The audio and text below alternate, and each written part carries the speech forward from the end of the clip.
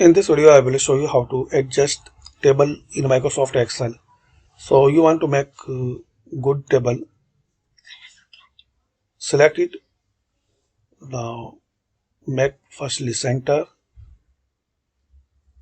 So here and insert the borders, and here this is the first line, and you can insert any color.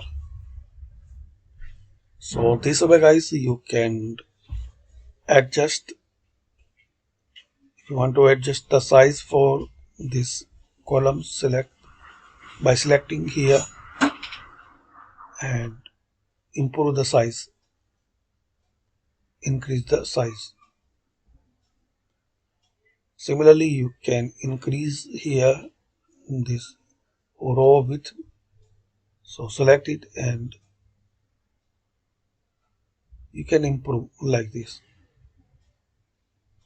So thanks for watching.